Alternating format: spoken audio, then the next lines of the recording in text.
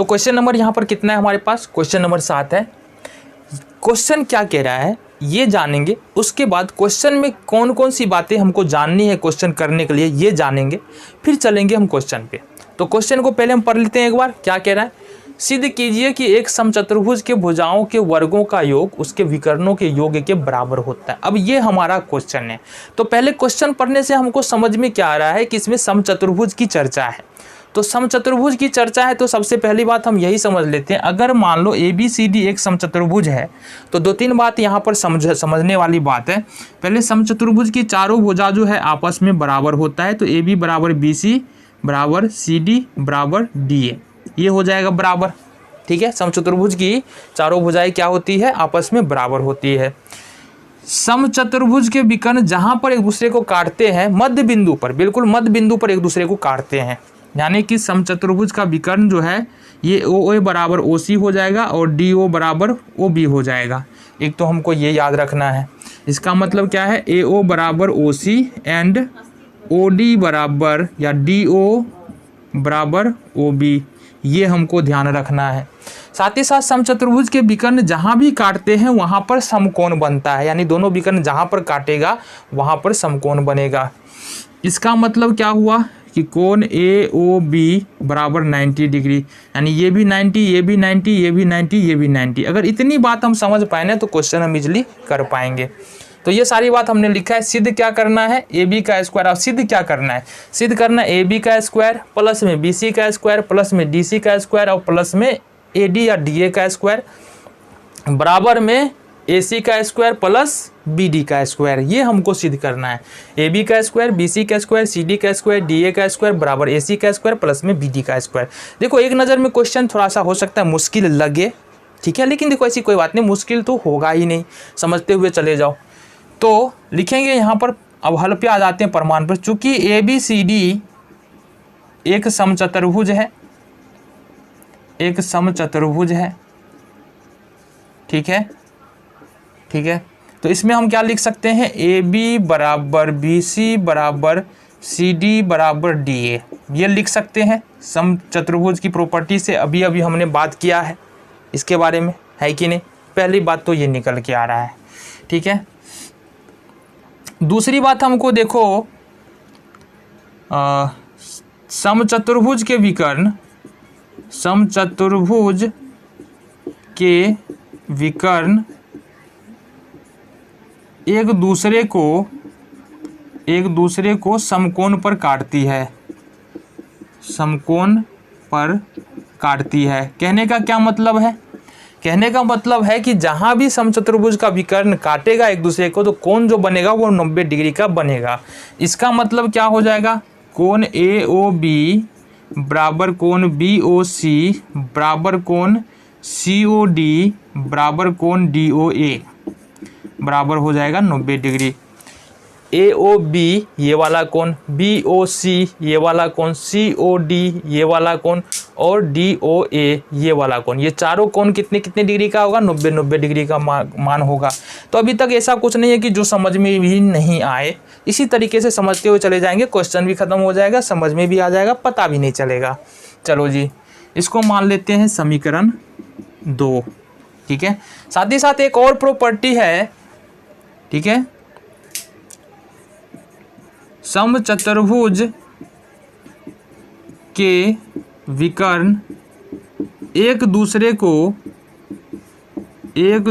को समद्विभाजित करती है, समद्विभाजित करती है। ठीक है, समचतुर्भुज के विकर्ण एक दूसरे को समद्विभाजित करती है। इसका मतलब बिंदु एक O पर एक दूसरे को काट रहा है तो AO बराबर OC हो जाएगा और DO बराबर OB हो जाएगा। इसका मतलब हम ये भी लिख सकते हैं कि AC बराबर हाफ या AO बराबर हाफ AC हो जाएगा, हाफ AO हो जाएगा और BD बराबर जो है वो हाफ OB हो जाएगा, ये लिख सकते हैं। इसलिए हम लिख सकते हैं यहाँ से AO बराबर हाफ AC, ठीक है, तथा यहाँ से लिख लेंगे OB बराबर हाफ BD। इसको मान लो समीकरण नंबर 3, है ना। इस दोनों को मिला के ही मान लेते हैं समीकरण नंबर 3, या अलग अलग भी मान सकते हैं। अब देखो यहाँ से एक बात, अगर हम त्रिभुज OAB में बात करें, OAB में बात करें, त्रिभुज OAB में अगर देखने के लिए जाएंगे तो हमने क्या कहा कि ये समकोण बनता है।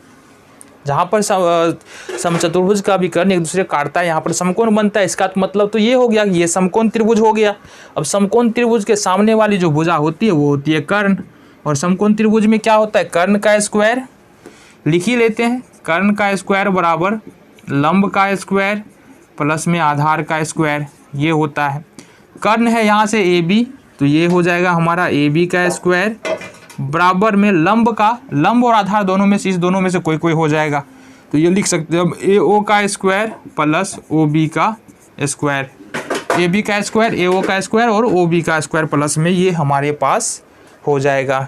हो जाएगा कि नहीं हो जाएगा? हो जाएगा ना। चलो जी, अब देखो, अब यहाँ पर थोड़ा सा हमको दिमाग लगाना है। AB का स्क्वायर बराबर AO, अब AO बराबर देखो यहाँ से AO बराबर क्या है, हाफ AC है, तो इसके जगह पर हाफ AC का स्क्वायर कर सकते हैं, प्लस में OB बराबर जो है हाफ BD है, इसकी जगह पर हम हाफ BD का स्क्वायर कर सकते हैं। इसको लिख देंगे समीकरण 1 से, समीकरण 1 से, क्योंकि समीकरण 3 से ना, समीकरण 3 से, क्योंकि समीकरण 3 में इस बात की चर्चा है AO बराबर हाफ AC और OB बराबर हाफ BD, तो हमने AO और OB के जगह पर हाफ AC और हाफ BD का मान रख दिया।